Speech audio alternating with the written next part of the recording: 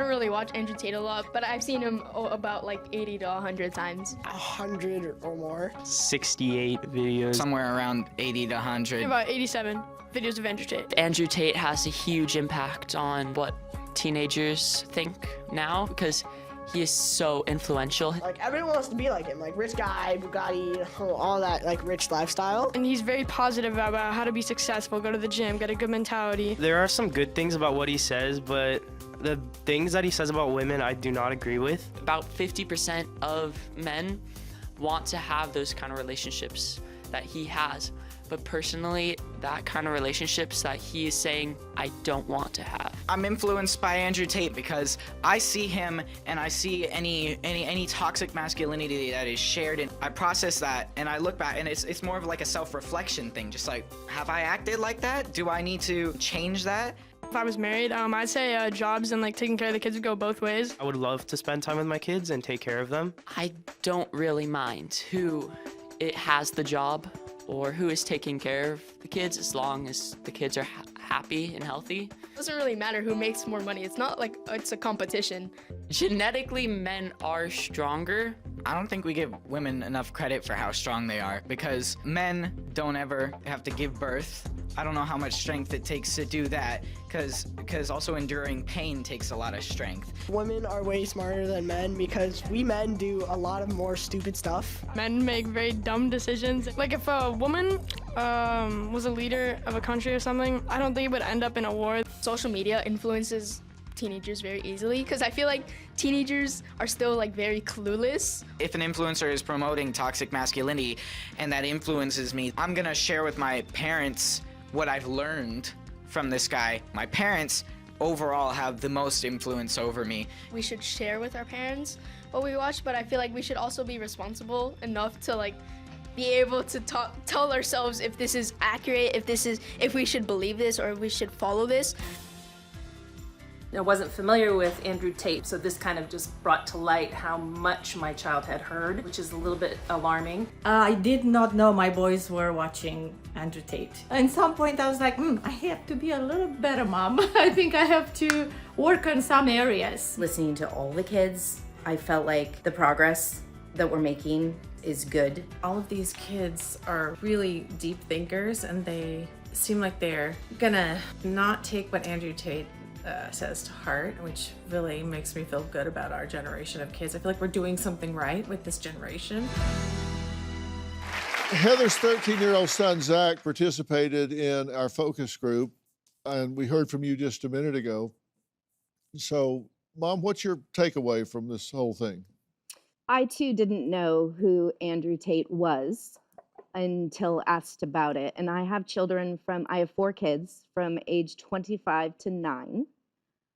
I did have 2 of them when I was 38 and 42, so I'm not sure about this prime thing. But I was shocked. I was shocked that the things he was saying were so easily heard by so many people. And I think it's really interesting that I immediately got the feeling like he was taking information he may have learned from people that seem a little more intelligent than he is and made it into an algorithm where kids were just going to get fed and fed and fed. And it scared me to death. I have 3 boys, and it made me very nervous until I heard Zach talk. Then I felt it. My heart rate came back down. Zach, is it true that you evaluate and really think through what you're hearing?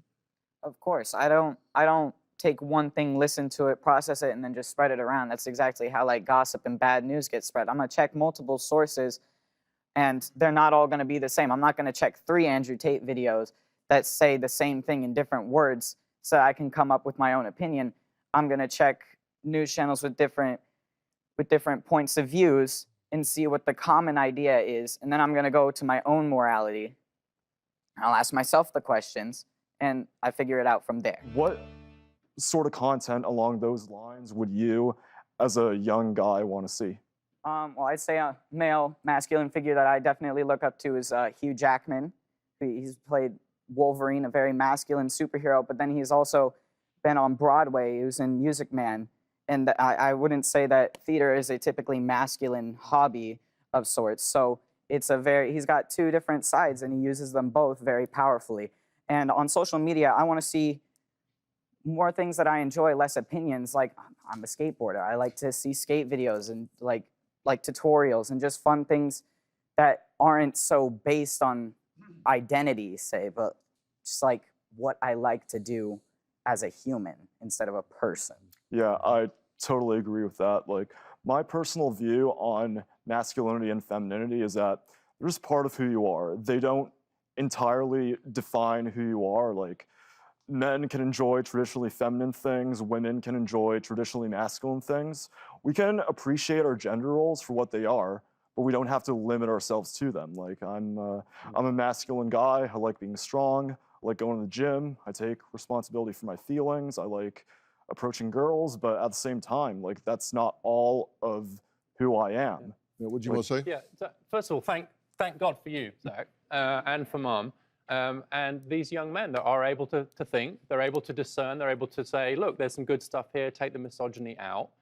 So let's give them some credit. Let's not panic. Like, as I said, I've raised three boys. Where are let's the not dads? panic. Nobody in this room is saying, like... Well, we're here. No, you are here, but what about these 17 or 30 million children growing up without dads? These poor kids are looking to social media to learn about masculinity because their dads are absent from their homes. But that's right. You guys are in your homes. Find other dads, No, but get their dads in the home. Well, that's what they're Get doing his online. and he's an awesome Completely kid. agree. What rights don't you have? We don't have reproductive rights. You we have don't reproductive rights. Not everywhere. We don't have equal pay. You do have equal pay. We do not have equal pay. No. You do have equal pay. I actually did a Google search yesterday because I was looking at what career path I want to go down for permanence of that.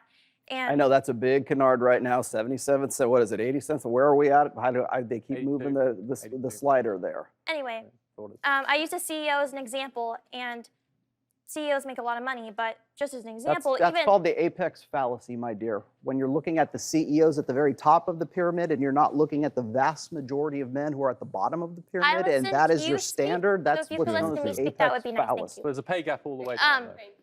The pay gap applies all the way down. Her name is Alicia, not my dear. Oh, sorry. And what she's saying is true. There is a difference in pay, and because women choose different career paths. I think you know this already. That's why I brought the CEOs in the example. Women CEOs per week make, and this was an average that I saw online, $562 less per week than a male CEO on average.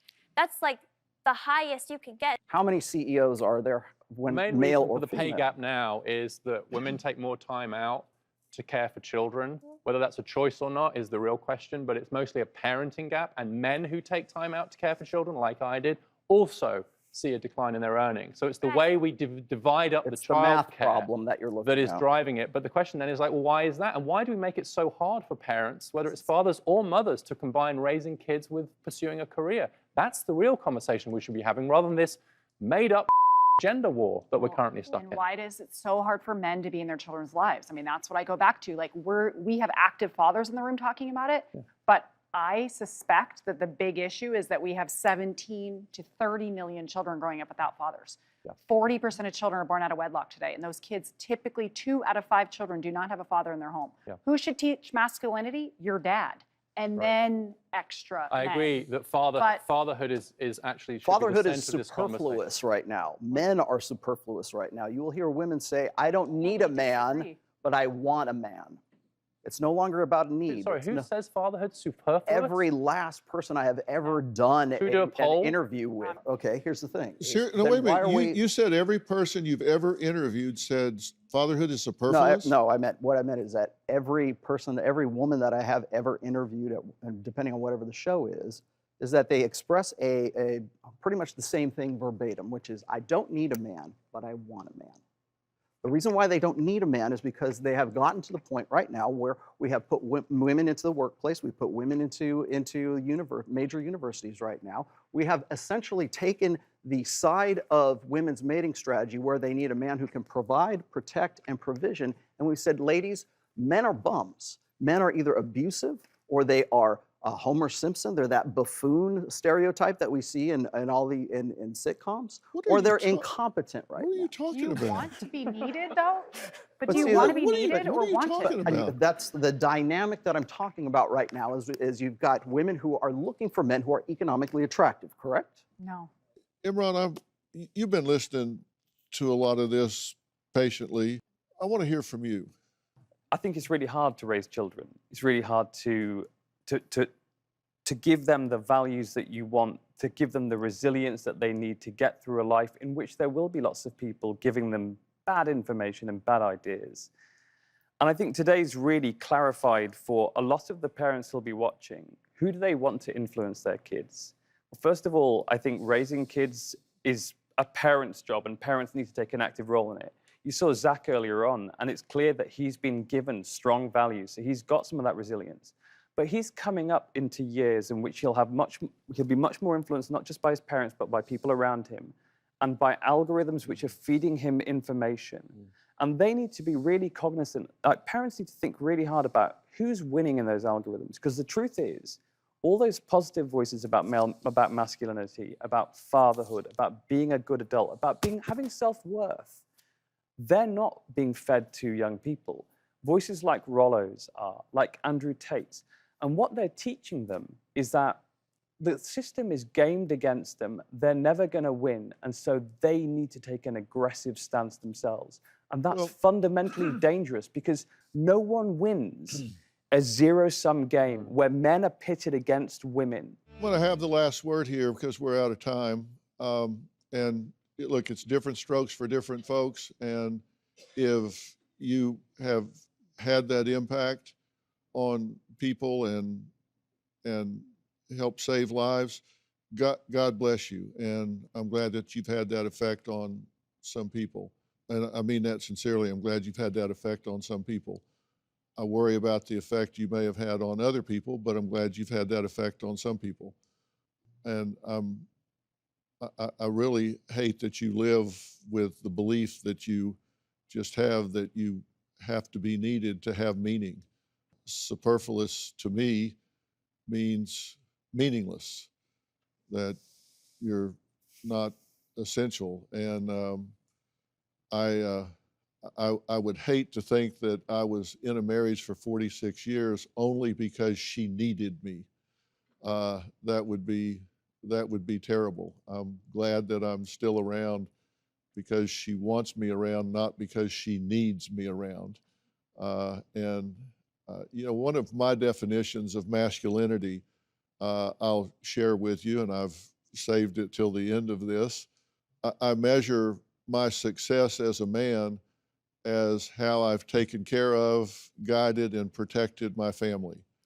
And that meant my mother before she passed, and my wife and my children, and by extension, their children. Have I provided a path in life for them to become educated and self-sufficient, and that when I leave this world, I can leave knowing that I've contributed in a way that they're going to be okay when I'm gone. And once I knew that, and I do know that she will be fine and that my boys will be fine. And Robin has had a huge role in that, in teaching them how to treat women and teaching them how to be parents and all that. Once that's done, then okay, I know that I'll leave this world having done my job. To me, that's the definition of being a man. And it's an ongoing process, but if I die before the end of this sentence, I'll leave with a peace of knowing that I've achieved that goal with my family. And that's my definition of masculinity and being a man. Do you have a story or a question for me? Click the link in the description and tell me what in the world is going on.